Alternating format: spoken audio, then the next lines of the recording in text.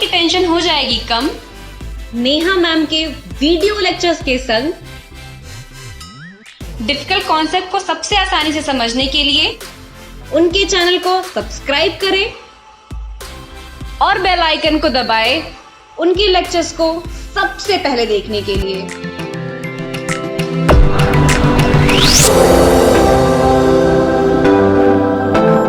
Hello students, welcome back to the second lecture of microprocessor. आज हम लोग discuss करेंगे क्लासिफिकेशन ऑफ माइक्रो प्रोसेसर। ठीक है, अब माइक्रो प्रोसेसर का क्लासिफिकेशन आप किस किस बेसिस पे करते हैं, पहले तो ये इंपॉर्टेंट बात है। तो किसी भी माइक्रो प्रोसेसर का क्लासिफिकेशन जब हम करते हैं तो उसकी स्पेसिफिकेशंस क्या हैं, वो किस डेटा पे वर्क कर रहा है, उसका पर्टिकुलर क्या एप्लीकेशन है, ये सब हमारे बेसिक कंसर्न होते हैं जिसके हिसाब से हम किसी भी प्रोसेसर का क्लासिफिकेशन करते हैं। ठीक, अब अगर कोई भी प्रोसेसर, नॉर्मली आपने सुना होगा कि आप बोलते हैं कि 4 बिट है, 8 बिट है, 16 बिट है, तो हम कैसे बोलते हैं? किसी भी कोई भी प्रोसेसर कितने बिट का है ये डिपेंड करता है कि उसका डेटा बस कितने बिट का है। ठीक, डेटा बस पुराने लेक्चर में हम लोग डिस्कस कर चुके हैं कि डेटा बस पे डेटा फ्लो हो रहा है। अब किसी भी प्रोसेसर में जितने बिट की डेटा बस होती है, ध्यान से समझिएगा, किसी भी प्रोसेसर में जितने बिट की डेटा बस होती है उतने ही बिट का वो प्रोसेसर होता है। फॉर एग्जांपल, अगर कोई प्रोसेसर है मेरा जो कि 4 बिट की डेटा बस उसमें है, तो वो क्या होगा? 4 बिट प्रोसेसर होगा। ठीक, आपके कल जो इसके पुराना लेक्चर है उसमें आपको नोट्स दिए हुए हैं, उसमें आपके साथ काफी सारे अलग अलग बिट्स के प्रोसेसर के बारे में लिखा गया है, तो आप प्लीज एक बार उसको देख लीजिएगा। अब डेटा बस के हिसाब से आपका जो प्रोसेसर होता है या तो वो 8 बिट का होगा, अगर 8 बिट की डेटा बस है। अगर डेटा बस प्रोसेसर की 4 बिट की है तो वो 4 बिट प्रोसेसर होगा। अगर डेटा बस 16 बिट की है तो 16 बिट प्रोसेसर होगा। ठीक, 32 बिट की है तो 32 बिट का प्रोसेसर होगा, 64 है तो 64, लाइक जैसी डेटा बस है उस टाइप का वो प्रोसेसर होगा। तो डेटा बस ही बताती है कि आपका प्रोसेसर कितने बिट का प्रोसेसर है। ठीक, अब अगर हम क्लासिफिकेशन की बात करें कि क्लासिफिकेशन ऑफ माइक्रो प्रोसेसर क्या है, तो आपका प्रोसेसर जो है वो 3 टाइप से क्लासिफाई किया जा सकता है। जनरल पर्पस है, ठीक, माइक्रो कंट्रोलर्स और स्पेशल पर्पस प्रोसेसर। अब जनरल पर्पस प्रोसेसर आपका क्या होगा? जनरल पर्पस प्रोसेसर में जैसे कि आप लोगों का जो स्टार्टिंग आपका सिलेबस जहां से है, जो आप 8085 माइक्रो प्रोसेसर पढ़ रहे हैं वो आपका जनरल पर्पस प्रोसेसर है। ठीक है, तो ये आपका जनरल पर्पस की कैटेगरी में आएगा जो हम लोगों को 8085 माइक्रो प्रोसेसर पढ़ना है। इस प्रोसेसर में क्या होता है, जो जनरल पर्पस होते हैं इसमें सिर्फ हमारा एक नॉर्मल प्रोसेसर है, साथ में कंट्रोल यूनिट है, एक रजिस्टर एरे होगा। ठीक है, थोड़े से उसमें अपना डेटा स्टोर करने के लिए बहुत ही कम रेशियो में मेमोरी होगी।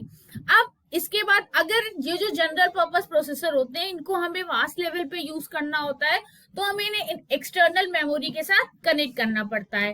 तो ये जनरल पर्पस होगा 8085, 8086, 8085A, ये सारे 8 जनरल पर्पस में। अब माइक्रो कंट्रोलर्स क्या आएंगे? माइक्रो कंट्रोलर्स में जब आप कहेंगे कि एक ही चिप में सारी चीजें इनबिल्ट हो गई, मेमोरी भी हो गई, पोर्ट भी हो गए, सारे पेरिफेरल्स भी उसी के साथ उसी में आके कनेक्ट हो गए हैं, अगर क्लॉक जनरेटर है वो भी आपका इनबिल्ट है सर्किट में, तो वो माइक्रो कंट्रोलर्स में आएंगे। माइक्रो कंट्रोलर्स में सिंगल चिप पे ही आपकी सारी चीजें इनबिल्ट रहेंगी। ठीक, स्पेशल पर्पस क्या होगा? जैसे कि आप लोग डीएसपी पढ़ते, डिजिटल सिग्नल प्रोसेसर, ये किसकी कंडीशन में आएगा? स्पेशल में। ठीक है, डिजिटल सिग्नल प्रोसेसर जो आएगा वो आपका स्पेशल पर्पस प्रोसेसर की कैटेगरी में आएगा। तो ये तो नॉर्मल क्लासिफिकेशन है कि हम 3 टाइप से जो आपके प्रोसेसर है उनको क्लासिफाई कर देते हैं। और इसमें सबसे इंपॉर्टेंट बात जो वाइवा में भी क्वेश्चन पूछे जाते हैं कि क्लासिफिकेशन जो प्रोसेसर का होता है वो किस बेसिस पे होता है, तो उसका सिंपल सा आंसर है कि प्रोसेसर का क्लासिफिकेशन डेटा बस के हिसाब से होता है। जितनी बिट की डेटा बस होती है आपका प्रोसेसर भी उतने ही बिट का होता है। ठीक, अच्छा, अब इसके बाद जो नेक्स्ट चीज हम लोगों को आज के लेक्चर में देखनी है वो है कि आपकी टाइप ऑफ मेमोरी। ठीक है, अब टाइप ऑफ मेमोरी क्या है? तो देखिए, जब हम माइक्रो प्रोसेसर में बात कर रहे हैं, ठीक है, तो सबसे इंपॉर्टेंट चीज जो है वो क्या है कि कोई भी डेटा जो आपका है उस डेटा को कहीं पर स्टोर किया जाए। आपके पास कोई 0101 ये डेटा था, अब ये डेटा प्रोसेसर में कहीं पर भी स्टोर किया जाएगा। तो वो कहाँ पर स्टोर किया जाएगा? वो स्टोर किया जाएगा आपके रजिस्टर्स में। ठीक, आप लोगों ने डीएलडी में पढ़ रखा है कि नॉर्मली फ्लिप फ्लॉप्स होते हैं, हर एक फ्लिप फ्लॉप क्या करता है? एक बिट का डेटा स्टोर करता है। तो जब कई सारे फ्लिप फ्लॉप आपस में मिलके कंबाइन कर लिए जाते हैं तो वो एक रजिस्टर बना लेते हैं। ठीक है, अगर कोई भी 4 बिट का रजिस्टर है, इसका मतलब क्या हो गया कि वो 4 बिट का डेटा स्टोर कर रहा होगा। ठीक, 0110 कुछ भी, कोई भी डेटा हो सकता है, तो ये 4 बिट का डेटा स्टोर कर रहा होगा। अब अगर हम लोग मेमोरी को क्लासिफाई करें तो मेमोरी क्या है? पहली मेमोरी क्या होती है आपकी? Processor memory. ठीक, पहली मेमोरी आपकी हो गई प्रोसेसर मेमोरी। प्रोसेसर मेमोरी या इसको हम रजिस्टर्स कह सकते हैं।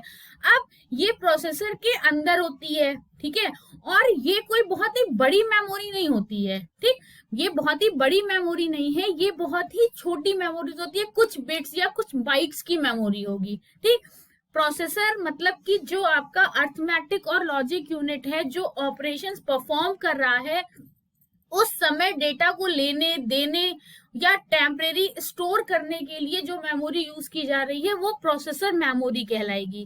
ठीक, ये मेमोरी यूजर्स के लिए नहीं होती है, ये सिर्फ प्रोसेसर यूज कर सकता है जब वो इंटरनली ऑपरेशन को परफॉर्म कर रहा होता है। ठीक, नेक्स्ट मेमोरी होती है कैश मेमोरी। अब कैश मेमोरी क्या होती है ये समझिए। जैसे कि आप नॉर्मली ये समझते हैं कि आपके फोन में क्या है कि कुछ नंबर्स ऐसे होते हैं जिन पे आप बहुत ही फ्रीक्वेंटली बात करते हो। ठीक है, हर दिन में 2 बार बात की, 3 बार। आपके फोन में अगर 100 नंबर हैं तो जिसमें से मुश्किल से 10 या 15 नंबर्स होते हैं जिसपे आप बहुत ही हर एक दिन 2 दिन पे बात करते हो, बहुत ही फ्रीक्वेंटली एक्सेस करते हो उन नंबर्स को। तो आप उनपे कुछ मार्क लगा देते हो कि ठीक है ये मेरे फेवरेट्स है, मैं इनको जल्दी जल्दी मुझे इनसे बात करनी है। तो प्रोसेसर भी ठीक ऐसे ही ऑपरेट करता है। ठीक, यहाँ पर एक डायग्राम से समझते हैं। मान लिया कि ये आपका एक प्रोसेसर है। ठीक है, ये मेरा एक माइक्रो प्रोसेसर है।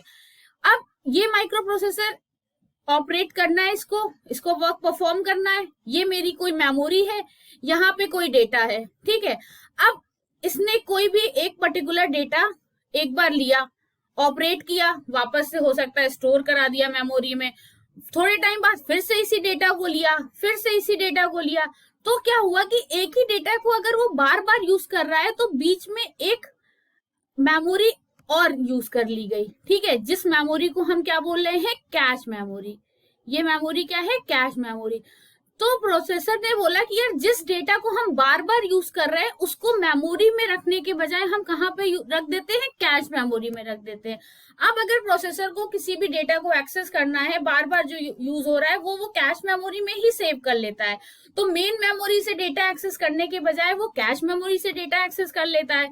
अच्छा, जो कैश मेमोरी होती है वो मेन मेमोरी से छोटी होती है। अगर कोई भी मेमोरी का साइज बहुत बड़ा है, ठीक, तो उसमें टाइम ज्यादा लगेगा डेटा को सर्च करने में। ठीक है, अगर आप एक बहुत बड़े ग्राउंड में अपने फ्रेंड को ढूंढ रहे हो तो it is tough to find कि हाँ भाई कहाँ पर है। बट अगर एक रूम है और अगर आप सिर्फ उस रूम में अपने फ्रेंड को ढूंढ रहे हो तो आप बहुत ही इजीली उसको फाइंड आउट कर सकते हो।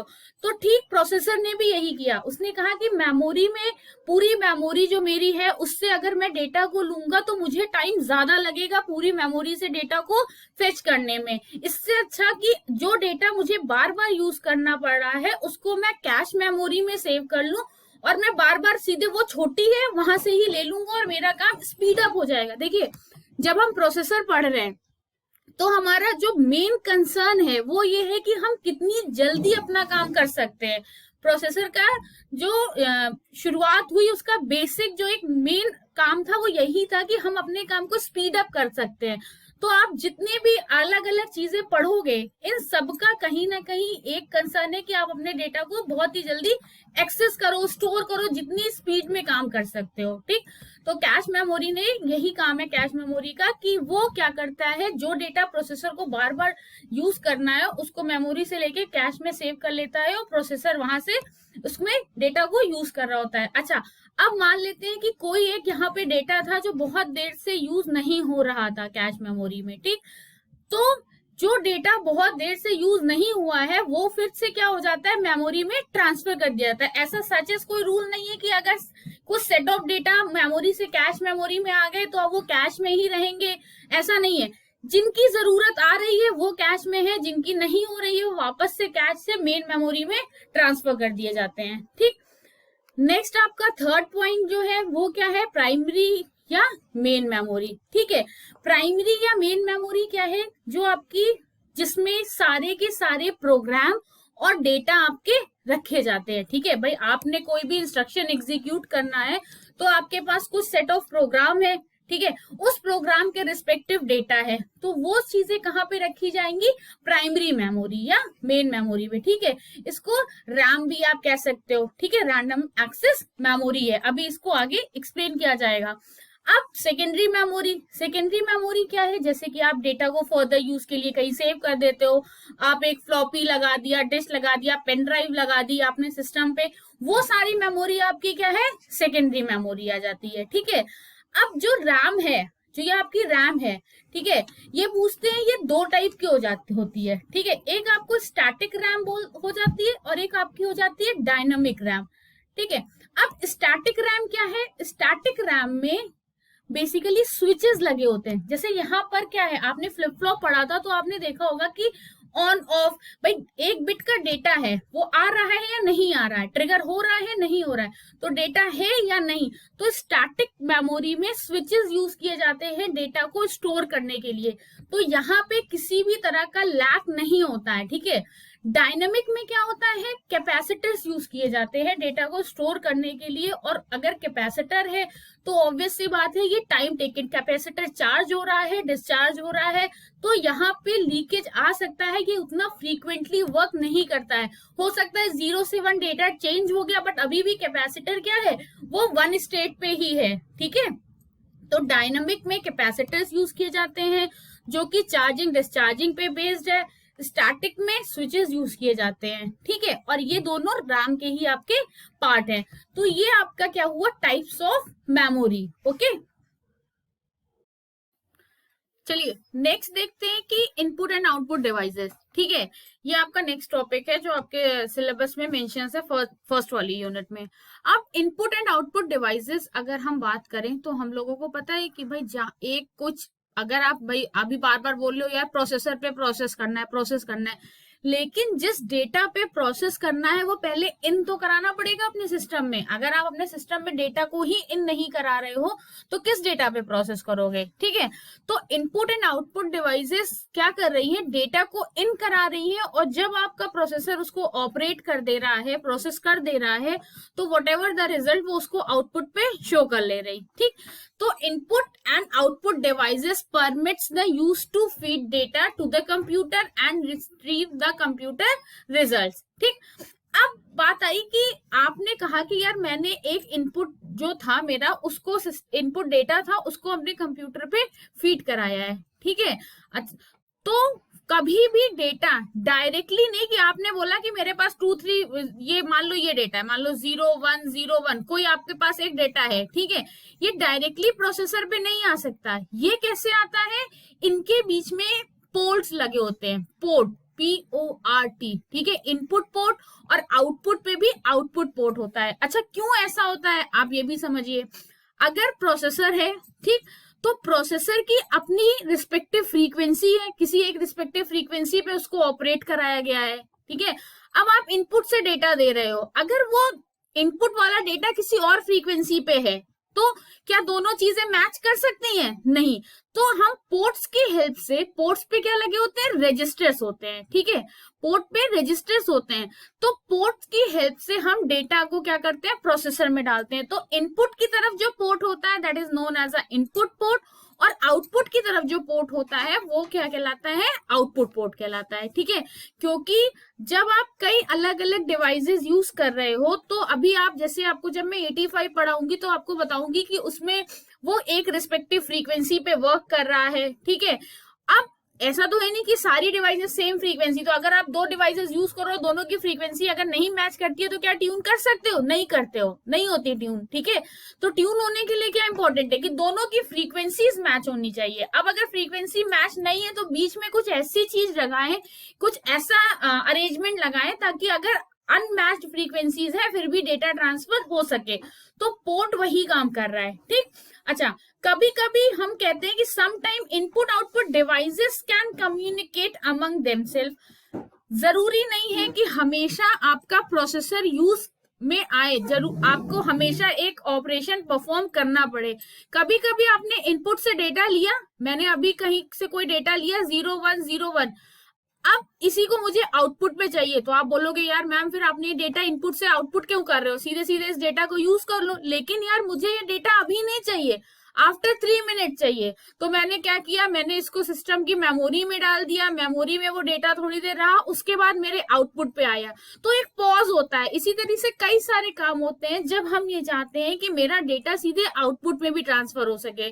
तो इनपुट आउटपुट डिवाइसेस के बीच में भी डेटा ट्रांसफर होता है, हमेशा प्रोसेसर इन्वॉल्व नहीं होता है, ठीक। नेक्स्ट पॉइंट है कि computer system have input output ports. Input output devices can connected to these ports for data transfer. जैसा मैंने अभी बताया कि इनपुट डिवाइस है, प्रोसेसर है, आउटपुट डिवाइस है, डायरेक्टली कनेक्टेड नहीं होते हैं with the help of port. हर प्रोसेसर के पास अपने अपने डिफरेंट पोर्ट्स होते हैं, सेट ऑफ पोर्ट होते हैं। किसी ने बोला कि मेरे पास कोई सीरियल पोर्ट्स है, किसी के पास पैरेलल पोर्ट्स हैं, ठीक है। तो जैसे जैसे आप प्रोसेसर पढ़ोगे आपको पता चलेगा, बट अभी आपको पोर्ट से मतलब ये है कि कोई भी इनपुट डिवाइस अगर प्रोसेसर पे डेटा दे रहा है तो with the help of port. Next point है कि the port are digital register that allow the computer to transfer data between the input output device using additional control signal. अब जो ये पोर्ट्स हमारे लगे होते हैं, ठीक है, इन पोर्ट्स पे क्या होता है, कुछ कंट्रोल सिग्नल्स भी होते हैं जो कि डेटा ट्रांसफर में हेल्प कर रहे होते हैं, ठीक है। ये पोर्ट्स क्या होते हैं, इन पोर्ट्स पे कुछ सेट ऑफ कंट्रोल सिग्नल्स भी होते हैं। ये कंट्रोल सिग्नल्स क्या करेंगे, जब आप डेटा ट्रांसफर कर रहे हो तो उस टाइम ये सिग्नल्स भी क्या आपका डेटा ट्रांसफर में आपको हेल्प कर रहे होते हैं, ठीक है। तो ये इनपुट आउटपुट डिवाइसेस हैं। अब अगर बोलें कि यार इनपुट डिवाइसेस क्या है, लाइक अगर आपका कीबोर्ड है, एक टाइप का इनपुट डिवाइसेस है, आप डेटा को इन कर रहे हो, ठीक है।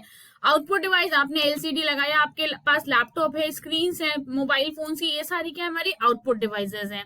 तो ये तो normal input and output devices का स्पेसिफिकेशन हो गया। इंपॉर्टेंट बात ये थी कि यहाँ पर आपस में भी कम्युनिकेशन हो सकता है इनपुट और आउटपुट डिवाइसेस के बीच में, और मेन इंपॉर्टेंट की जो ट्रांसमिशन इनपुट से प्रोसेसर पे हो रहा है वो with the help of port हो रहा है, या प्रोसेसर से आउटपुट पे हो रहा है वो with the help of port हो रहा है, ठीक। इनपुट पोर्ट और आउटपुट पोर्ट के नाम से। तो ये आपका इनपुट आउटपुट डिवाइस। इसके पहले हम लोगों ने मेमोरी डिस्कस कर ली। अब यहाँ तक की तो बातें हो गई। अब इम्पोर्टेंट चीज है जो वो हम लोग देखते हैं कि कुछ मैं आपको यहाँ पे नए टर्म्स बता रही हूँ, ठीक है। नए टर्म्स मतलब अभी तक हमने एक ग्रुप ऑफ रजिस्टर डिस्कस किया है। अब इस ग्रुप ऑफ रजिस्टर्स में रजिस्टर एरे, तो कौन कौन से वो रजिस्टर्स होते हैं पहले थोड़ा थोड़ा सा उन चीजों के बारे में जान लें, और जब हमें उन चीजों के बारे में पता चल जाएगा तो जब हम लोग नेक्स्ट लेक्चर में 8085 का पिन डायग्राम और आर्किटेक्चर पढ़ेंगे तो वो चीज हमारे लिए बिल्कुल क्लियर रहेगी कि अच्छा यहाँ पे ये अगर पीसी लिखा है तो what is the meaning of that PC, ठीक है। तो वो देखते हैं। अब आप ये सोचिए, अगर आप ये नोट करना चाहो तो ये input output devices video pause कर लो और इसके ये पॉइंट्स नोट कर लो, ठीक है। अब अगर आपसे ये बात करते हैं कि कुछ नए वर्ड्स, लाइक एक आपको वर्ड यूज करा जाएगा या आपको बहुत ज्यादा यूज में आएगा, उसको बोलेंगे एक्यूमुलेटर, ठीक है। अब एक्यूमुलेटर क्या है, accumulator is a type of register, ठीक है। Accumulator is a type of register. अब ये रजिस्टर क्या करता है, एक्चुअली क्या है कि ये प्रोसेसर का बड़ा खास रजिस्टर है, ठीक है, one of the most important register है। अब प्रोसेसर में क्या था, जो ऑपरेशन परफॉर्म कर रही थी वो ALU है, वो ALU है, कुछ इस तरह से स्ट्रक्चर उसका बना होगा। ये मैंने एक आपको जो पुराने वाले लेक्चर में नोट्स शेयर कर रखे हैं उसमें ये बना हुआ है। इस ALU पे, ठीक है, ये इस तरह से कोई एक स्ट्रक्चर होता है, C के शेप का स्ट्रक्चर होता है, ठीक है। इस ALU पे अगर मुझे कोई ऑपरेशन परफॉर्म करना है तो मुझे दो डेटा चाहिए। मान लीजिए मैंने बोला कि 0101 एक कोई डेटा है, ठीक, ग्रुप ऑफ डेटा और कोई एक डेटा है 1011, ठीक। अब अगर इन दो डेटास को मुझे ऐड करना था, मुझे इन दो डेटा को क्या करना था, ऐड करना था, तो मैं ये काम कैसे परफॉर्म करूंगी। तो एक्यूमुलेटर क्या कहता है कि एक टाइप का स्पेशल रजिस्टर है, जब भी कोई भी ऑपरेशन परफॉर्म होता है तो उस ऑपरेशन में एक्यूमुलेटर जरूर यूज किया जाता है, क्योंकि ये एएलयू के साथ डायरेक्टली कनेक्टेड होता है, ठीक है। ये एक्यूमुलेटर रजिस्टर एएलयू के साथ डायरेक्टली कनेक्ट होता है, ये अपना डेटा सीधे सीधे एक्यूमुलेटर यहाँ पर एएलयू में देता है। तो एएलयू को कोई भी ऑपरेशन परफॉर्म करने के लिए एक डेटा तो एक्यूमुलेटर से मिलता है, और दूसरा डेटा कहां से मिलता है, दूसरा डेटा उसको कहां से मिलता है, टेम्परेरी रजिस्टर से। ये एक टेम्परेरी रजिस्टर से, ठीक। अच्छा, अब आप बोलोगे कि ऐसा क्या है कि आप इसको टेम्परेरी रजिस्टर बोल रहे हो, पहले वाले को एक्यूमुलेटर बोल रहे हो। अभी जब आप प्रोग्रामिंग करोगे तो अगर मान लीजिए किसी ने लिख दिया कि ऐड 2, ठीक है, तो आपने बोला यार मैं 2 को ऐड करूं, बट किसके साथ ऐड करूं। तो प्रोसेसर क्या कहता है, वो कहता है कि अगर इन्होंने खाली एक वैल्यू लिखी है तो इसका मतलब बाय डिफॉल्ट जो दूसरी वैल्यू है वो कहां पर है, एक्यूमुलेटर रजिस्टर में है, ठीक है। तो वो डेटा कहां से ले रहा होता है, एक्यूमुलेटर से। दूसरी बात कि जो भी लोकेशन आप देते हो कि हाँ ये काम करने के बाद मेरा डेटा इस जगह पर सेव कर देना, तो वो उस जगह पर तो डेटा सेव करता ही करता है, साथ में बाय डिफॉल्ट वो रिजल्ट को वापस से एक्यूमुलेटर में भी सेव कर देता है, ठीक है। इसीलिए मैं कह रही हूँ कि accumulator is one of the most important register, ठीक। पहली चीज कि एक डेटा तो एक्यूमुलेटर में रहना ही रहना है, और दूसरी चीज अगर आपने बाय डिफॉल्ट उसको एक डेटा मिसिंग दिख रहा होता है तो वो कहाँ जाता है, एक्यूमुलेटर में। ऑपरेशन परफॉर्म करने के बाद वो वापस से डेटा को कहाँ पे सेव कर देता है, एक्यूमुलेटर रजिस्टर में डेटा को वापस से सेव कर देता है, ठीक। तो इसीलिए मेरा बहुत ही इंपॉर्टेंट रजिस्टर होता है। दूसरी बात, दूसरा एक रजिस्टर है जिसको बोलते हैं स्टेटस रजिस्टर, ठीक है। अभी जब प्रोसेसर बताऊंगा 8085 बताऊंगी तो ये हर चीज बहुत ही डिटेल में एक्सप्लेन करूंगी कि कितने बिट का है, एग्जैक्टली कौन कौन से स्टेटस शो करता है, ठीक है। अच्छा, अभी आप हर चीज का सिग्निफिकेंस समझ लो कि क्या है स्टेटस रजिस्टर। अब स्टेटस रजिस्टर क्या होता है कि एएलयू ने ऑपरेशन परफॉर्म किया, फाइन। अब हो सकता है कि जो रिजल्टेंट आया उसमें कैरी आई हो, ठीक है, हो सकता है एक नेगेटिव नंबर हो सकता है रिजल्ट पूरा का पूरा 0 हो, तो अलग अलग कंडीशंस हो सकती हैं। मतलब स्टेटस का सेंस यही हुआ ना कि हमने कोई भी आंसर देखा और हमें देख के पता चल गया कि अच्छा ये इस तरह का है। तो स्टेटस रजिस्टर क्या करता है, वो सेट ऑफ वैल्यूज को होल्ड करता है कि अगर मान लीजिए पूरा रिजल्टेंट 0 आ गया तो उसके पास एक 0 फ्लैग होगा, वो 0 फ्लैग क्या हो जाता है, हाई हो जाएगा, ठीक है, वो 0 फ्लैग हाई हो जाएगा। अगर 0 फ्लैग हाई हो गया, आपने देखा कि यार 0 फ्लैग हाई हुआ है इस ऑपरेशन के बाद, दैट मीन्स कि जो रिजल्ट आया है वो पूरा क्या है, 0 है। अगर मान लीजिए स्टेटस रजिस्टर ने बोला कि नेगेटिव फ्लैग जो है वो मेरा हाई हो गया, इसका मतलब जो रिजल्टेंट है वो नेगेटिव साइन कैरी कर रहा है, ठीक है। पैरिटी फ्लैग हाई हुआ है तो कहीं ना कहीं वो जो आपका आउटपुट है वो एक पैरिटी है, इवन या ऑड में, फाइन। तो स्टेटस रजिस्टर क्या बताता है, ये भी एएलयू के आउटपुट से कनेक्ट होता है और ये बताएगा कि जो भी ऑपरेशन परफॉर्म हुआ है, ठीक, वो उस आउटपुट का की कंडीशंस क्या है, क्या उसमें 0 है, नेगेटिव है, पैरिटी है, इवन है, ऑड है, बहुत सारी चीजें, ठीक है। तो ये काम होता है स्टेटस रजिस्टर का। इसके बाद एक नेक्स्ट रजिस्टर होता है, उसको बोलते हैं इंस्ट्रक्शन रजिस्टर, ठीक है। इसके बाद नेक्स्ट रजिस्टर होता है, उसको बोलते हैं आप इंस्ट्रक्शन रजिस्टर। इंस्ट्रक्शन रजिस्टर क्या करता है, इंस्ट्रक्शन रजिस्टर में देखिए किसी भी डेटा में दो चीज, किसी भी आपने कोई भी एक प्रोग्राम लिखा, किसी भी प्रोग्राम में दो चीजें हैं। पहला कि एक ऑपकोड, ठीक, और एक चीज होती है ऑपरेंड, ऑपकोड एंड ऑपरेंड। अच्छा, अब ये ऑपकोड क्या होता है और ऑपरेंड क्या होता है। ऑपकोड मतलब हमें क्या काम करना है और ऑपरेंड का मतलब हुआ कि किस पर्टिकुलर डेटा पे वो काम करना है, ठीक है। ऑपकोड का मतलब कि क्या काम करना है और ऑपरेंड का मतलब हुआ कि किस पर्टिकुलर डेटा पे वो काम करना है। जैसे बार बार मैं बोल, जैसे ऐड करना है, add is a op code. और मान लो 02 और 03 कोई नंबर्स है, इन पे काम करना है, तो ये क्या हो गए, ऑपरेंड हो गए। एक्चुअली मैं जो ये लिखती हूँ ऐड 0203, ये एग्जैक्टली कोई अभी प्रोग्रामिंग का वो नहीं है, ये अभी गलत है इंस्ट्रक्शन, तो ये मत समझिए, ये सिर्फ आपको समझाने के लिए मैं इस तरह से लिख रही हूँ। अभी जब नेक्स्ट यूनिट में प्रोग्रामिंग कराऊंगी तो एग्जैक्टली कैसे लिखा जाता है वो आपको बताऊंगी, लेकिन अभी ये आपके समझने का है। तो अगर ऐड लिखा है तो ये ऑपकोड है, और 0203 मतलब जिस डेटा पे ऐड करना है ये ऑपरेंड हो गया, फाइन। अब इंस्ट्रक्शन रजिस्टर क्या होल्ड करता है, जो ये ऑपकोड है, ठीक है, ऑपकोड जो था मेरा, ये कौन होल्ड करेगा, इंस्ट्रक्शन रजिस्टर, ठीक है। तो इंस्ट्रक्शन रजिस्टर मतलब इंस्ट्रक्शन आपको बताई गई ना कि इंस्ट्रक्शन में क्या क्या क्या इंस्ट्रक्शन करना है, क्या काम करना है, तो ये हमारा ऑपकोड होल्ड करेगा। इसके बाद फिर एक रजिस्टर होता है इंस्ट्रक्शन डिकोडर, इंस्ट्रक्शन डिकोडर, ठीक है।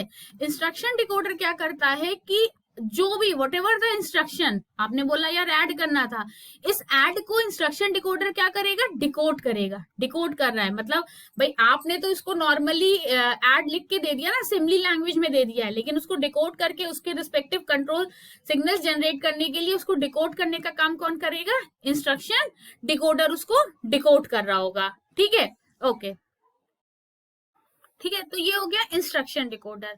अब नेक्स्ट आपका क्या है, नेक्स्ट हम लोगों को एक इस तरह से ब्लॉक दिखेगा जिसको बोलेंगे कंट्रोल लॉजिक। एक इस तरह से अभी जब 85 पूरा पढ़ेंगे तो उसमें दिखेगा, उसको बोलेंगे कंट्रोल लॉजिक, ठीक है।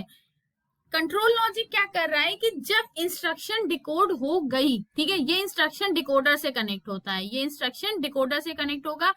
जब इंस्ट्रक्शन डिकोड हो गई तो उसके रिस्पेक्ट में कुछ कंट्रोल सिग्नल जनरेट हुए, ठीक है भाई। इंस्ट्रक्शन डिकोड भी पता चला, ऐड करना है, सब्सट्रैक्ट करना है, खाली मूव कराना है, क्या काम करना है, तो इसके अकॉर्डिंग आपके कुछ कंट्रोल लॉजिक से कंट्रोल सिग्नल्स जनरेट हुए। अब कंट्रोल लॉजिक पे आप देखोगे कि कुछ एरोज अंदर आए हैं, ठीक है, कुछ एरोज अंदर आए होंगे और कुछ उससे बाहर जा रहे होंगे, मतलब कंट्रोल लॉजिक पे कुछ सिग्नल्स आ रहे हैं और कंट्रोल लॉजिक कुछ सिग्नल्स को रेस्ट ऑफ द पार्ट पे फ्लो कर रहा होगा, ठीक है। कंट्रोल लॉजिक पे कुछ सिग्नल्स आ रहे हैं और कंट्रोल लॉजिक से कुछ signals rest of the part पे फ्लो किए जा रहे हैं।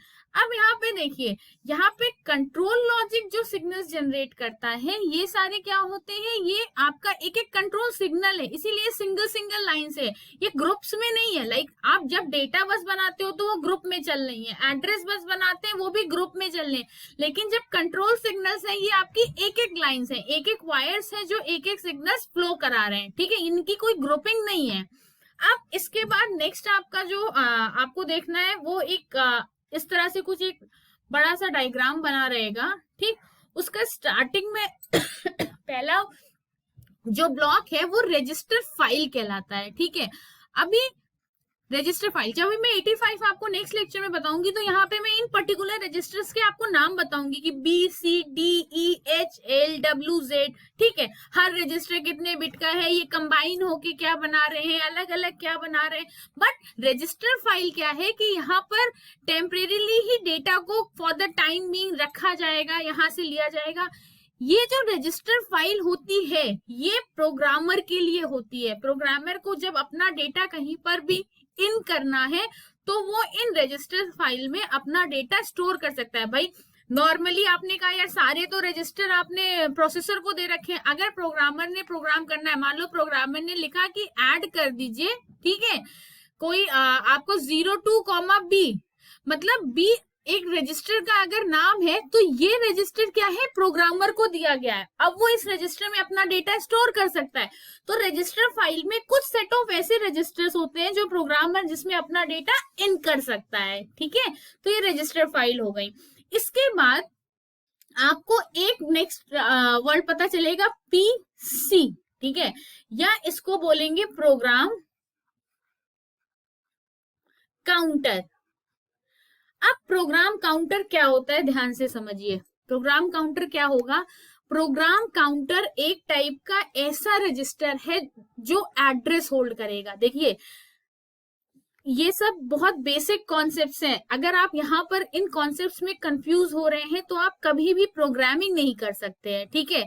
तो ये चीजें बहुत ही क्लियर हो जानी चाहिए। और अगर आपको ये सब धीरे धीरे छोटे छोटे पॉइंट समझ में आने लग गए हैं, तो माइक्रो प्रोसेसर बहुत ही अच्छा और इजी सा सब्जेक्ट है, बिल्कुल भी टफ नहीं है। ठीक, तो प्रोग्राम काउंटर क्या होता है?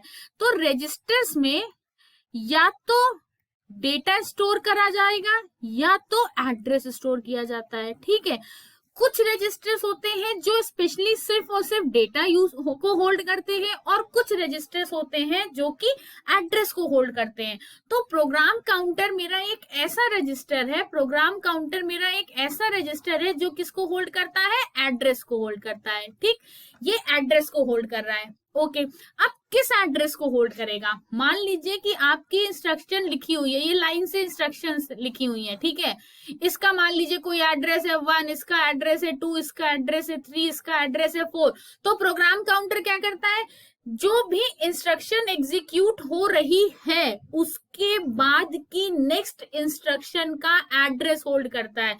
फॉर एग्जाम्पल, अगर ये इंस्ट्रक्शन पे सिस्टम काम कर रहा था, मान लीजिए इस इंस्ट्रक्शन पे सिस्टम काम कर रहा है 0-1 वाले पे, ठीक है, मेरा प्रोसेसर 0-1 वाले इंस्ट्रक्शन को एग्जीक्यूट कर रहा है, तो प्रोग्राम काउंटर में कौन सा एड्रेस होल्ड हो रहा होगा? 0-2।